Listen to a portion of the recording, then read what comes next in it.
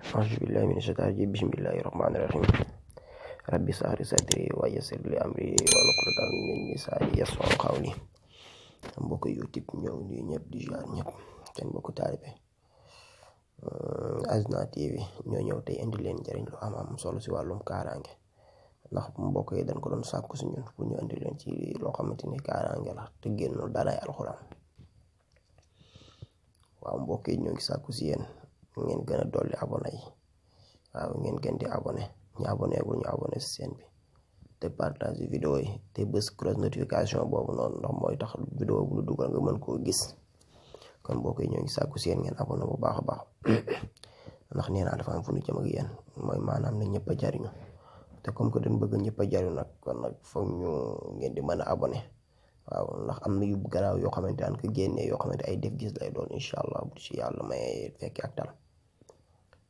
kon mbokk yi li leen andi nii tey xaatim bi ngeen gis nii xaatimu kaaraange la boo gisee nii ñoo ngi koy wëralee ayatu kursi te boo xoolee li nga gis ni ñu bind si biir xaatim bi muy chiffre yooyu noonu boo xoolee junni ayatu kursi la boo xoolee boo ko génnewee junni ayatu kursi kon ayatu kursi yu bari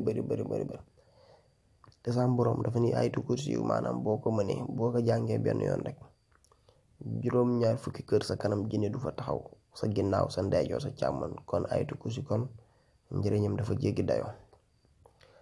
kon mbokk yi xaatim bi ñu ko gisee ni nga koy bindee duggee ko nu la neex waaw li ci am solo daal mooy fexeel ba bul juum booy dugal ndax boo si juumee boo dugalee ba pare xoolaat ko ba xam amul njuumte ndax su amee njuumte rek mën na la indil ay gàllankoor ndax xaatim bu dama moom maa dee taal yàlla na ci yàlla musal waaw dee tëj say bunt mën na la yàqal lu bari waaw kon boo koy dugal commencer fu la neex waaye na nga fexe ba bul juum si chiffre.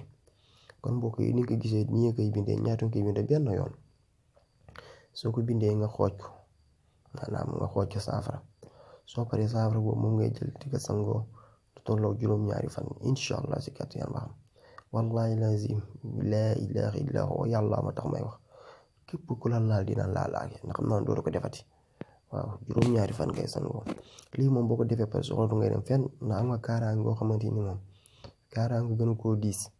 kon mbokk yi mi ngi noonu xaaral ma wax ci français ngir ñi nga xamante ni déggu wolof. Bonjour mes frères et sœurs, mes chers abonnés. Aujourd'hui, je suis là pour vous donner une recette qui est très trop même important et trop même puissant.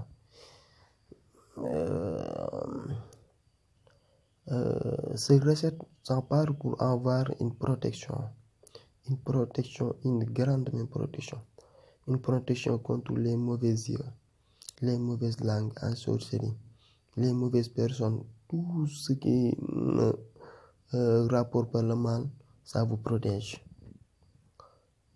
Cette recette-là a été travaillée par Ayatul Kursi, Allahu la ilaha illa huwal hayyul qayyum, la ta'khudhuhu sinatun wa la nawmun, lahu ma fis samawati wa ma fil ardi. Man zallazi yashfa'u indahu illa bi'izni, ya'lamu ma bayna aydihim wa ma khalfahum wa la yuhituna bima sha'a. Wasi'a kursiyuhu samawati wal ardi wa la yaquduhu hifzuhuma wa huwal aliyyul azim. C'est cette verset coranique là que ce khatim là l'a représenté. Pour l'application, il faut écrire ce khatim une seule fois. Vous pouvez commencer par n'importe où, n'importe quel âge.